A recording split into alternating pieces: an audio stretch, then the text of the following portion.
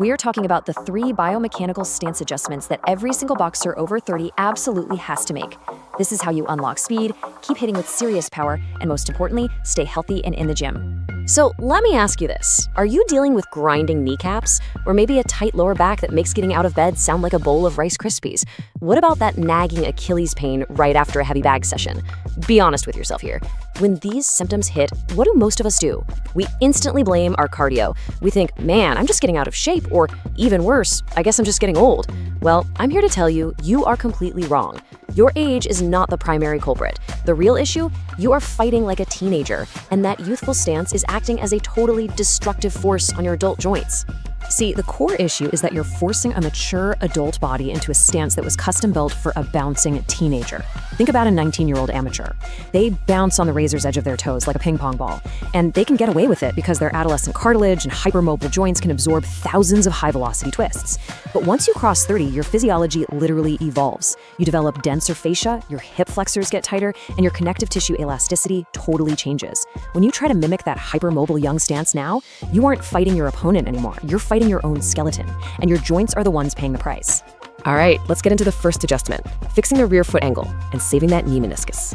If you spent any time in a traditional boxing gym, you've undoubtedly had a coach scream this exact phrase at you. Point your front foot forward, keep your rear foot perpendicular at 90 degrees, and stay high on your back toe. Now, today, this piece of old school gym advice is actually the villain of our story. Why? Because it completely ignores the reality of adult hip mobility. If you spent the last 10 years sitting at a desk or driving a car, your hip internal rotators are just naturally tighter than an 18-year-old's. When you force your rear foot into that strict 90-degree angle and then try to rotate into a powerful cross, your hip joint literally runs out of range of motion. It just locks up. And here is the scary part. When that hip locks up early, the rotational force of your punch doesn't just magically disappear. Instead, it leaks straight downward right into your rear knee, creating what's called rotational shear force. Remember, your knee joint is a hinge. It's meant to flex and extend. It is absolutely not a ball and socket designed to twist under a massive load. While a teenager's hypermobile joints can magically absorb this, forcing this extreme hip rotation on an adult skeleton places massive, destructive, twisting stress directly on your meniscus and your ACL. Simply put, this youthful, hyper-rotated stance is literally shredding adult knees. So how do we fix it? The answer lies in these 2 magical numbers right here, 45 to 60. This is your new golden rule for your rear foot. We need to flare your rear foot slightly outward to a 45 to 60 degree angle.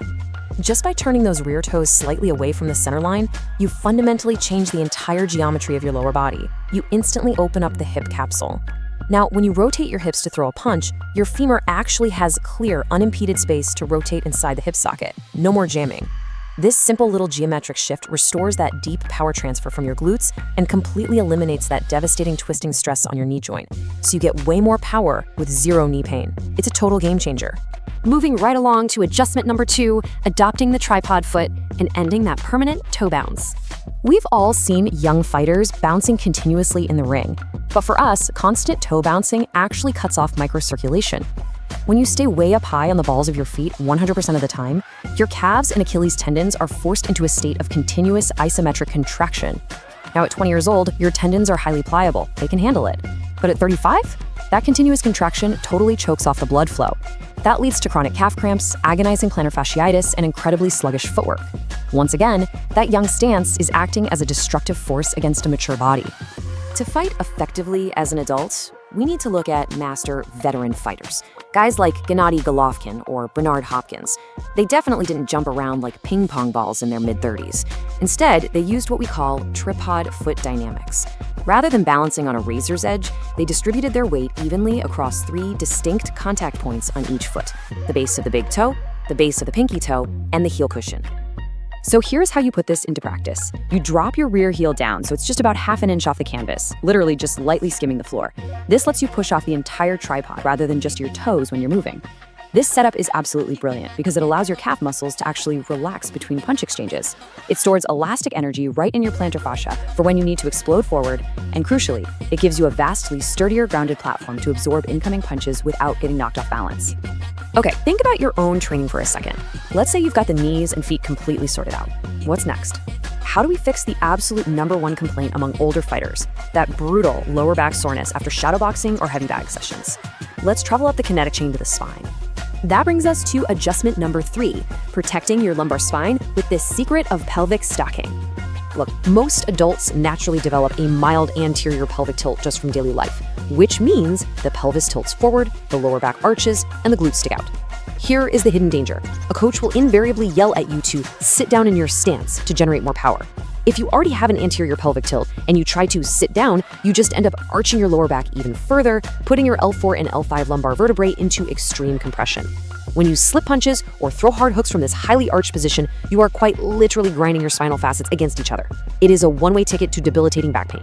Fortunately, the mechanical fix for this is incredibly straightforward. You just need to perform a subtle pelvic tuck to stack the core. Before taking your stance, literally place a hand on your lower belly and mentally pull your belt buckle slightly upward toward your belly button. It's a tiny, tiny movement, but it engages your deep abdominal muscles and rotates your pelvis into a neutral position, directly underneath your ribcage.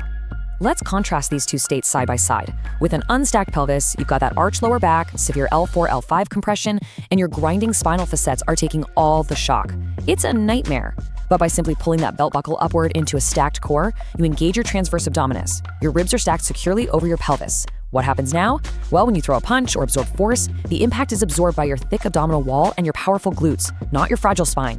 You can slip, duck, and weave all day long without feeling a single pinch in your lower back.